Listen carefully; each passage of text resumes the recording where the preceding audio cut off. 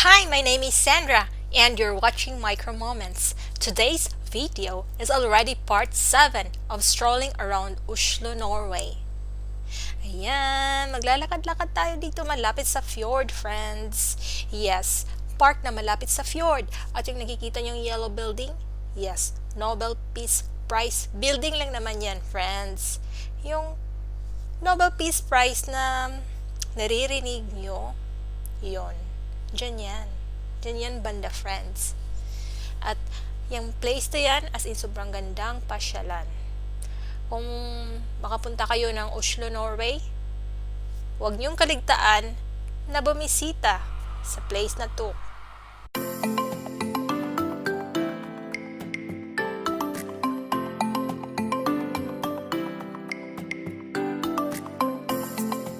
And there is a Vietnamese street food over there. I hope they have rice. Yes, friends, I like bread, but I love rice. You know, rice is life!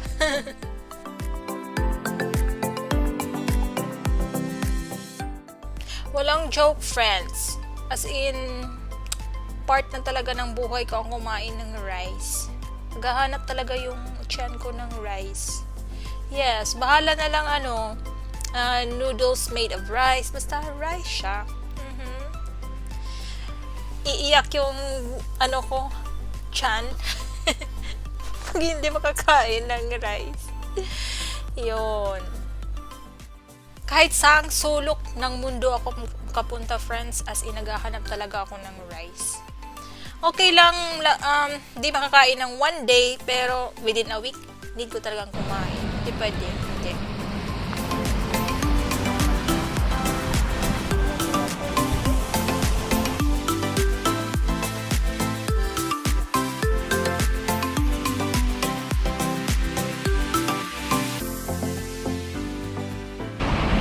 It says Vietnam, Singapore, Thai cuisine.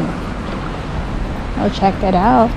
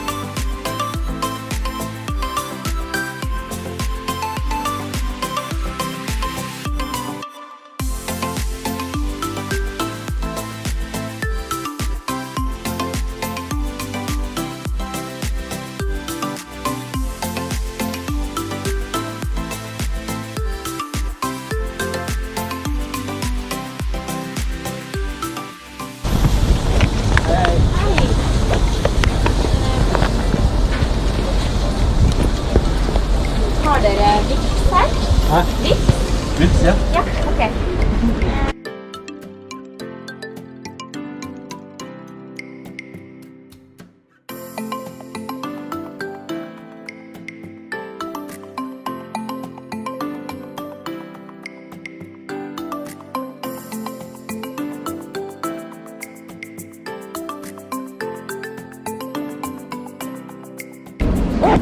Okay, we'll just use this one. 2, 1, 4, 5.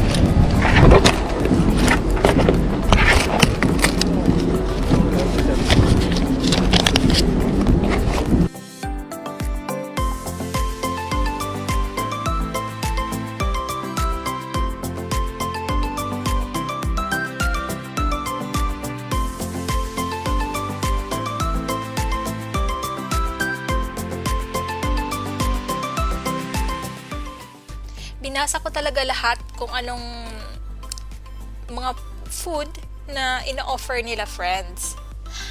At yeah. At first, gusto ko talaga kumain ng rice, yung totoong rice, na rice talaga. Kaso, yung nila, tinitinda, rice noodles. Noodles, friends, noodles. Nagugutom na ako. Kaya, yon, kumain na lang ako. Rice naman din yun, kahit noodles.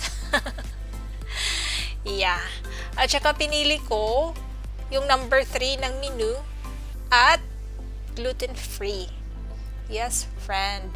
Gluten-free siya. So, okay na. Okay na ako. Okay naman ako for Noid kung sa Norwegian pa. Kung ikaw po ay isang Asian at gusto mong pumasyal dito sa Europe, lalo na dito sa Scandinavian countries like dito sa Norway, makakatipid ka po kung kumain ka ng bread lang. Yung mga local na pagkain. Bread. Ganon. Kaso, yung tiyan ko po, naghahanap ng rice. At saka hindi po lahat ng pagkain ay tinatanggap. Nagaano po siya alboruto. Kaya, piling-pili po ko kung kumain. Binabasa ko po talaga kung ano yung content, ano yung ingredients na napapaloob. Kaya, yung in-order ko dito, gluten-free siya para hindi naman mag-alboruto yung tiyan ko. Kasi nga, 'di ba, yung hinahanap talaga ng tiyan ko ay totoong rice. Tapos yung kinain ko, yung binili ko, rice noodles, yon. Inano ko yung tiyan ko na, rice yan. Kahit noodles, rice yan. Yes, friends. So, uulitin ko po, friends, mas makakatipid po kayo pag bread lang kayo na dito, mamasyal. Naka-fast forward po yung habang kumakain ako kasi may post po ako dito sa channel ko na finicture ko na po ito. Ito po yung pinakaunang post about Oslo na lakad ko, na pinost ko. Nauna siya. Pero ang totoo po, ang timeline, ngayong araw na po talaga po yung posting dapat. Inuna ko lang siya pag-post. Kasi excited ako na i-post na kumain ako ng rice noodles.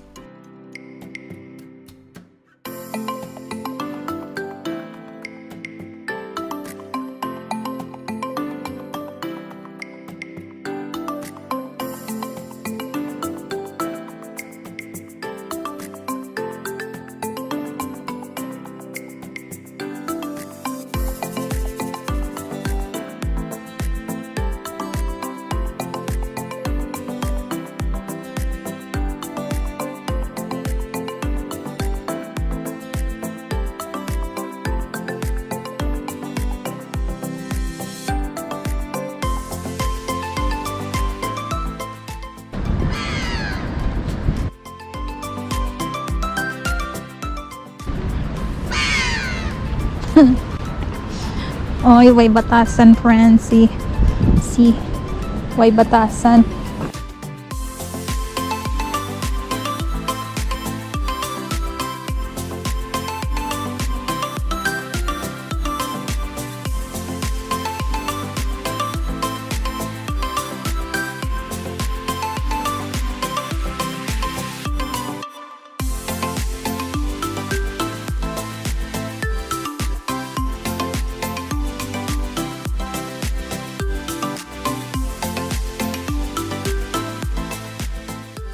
We will take a walk instead of on that road because it's under construction. Bukas po, abangan niyo po kung gaano kaganda ang garden sa gilid ng Oslo City Hall. At makikita niyo din po bukas ang front talaga ng Oslo City Hall. At syempre, pupunta pa tayo sa ibang lugar. Kaya, abangan! Nood po bukas. Please don't forget to press like, subscribe, and bell buttons.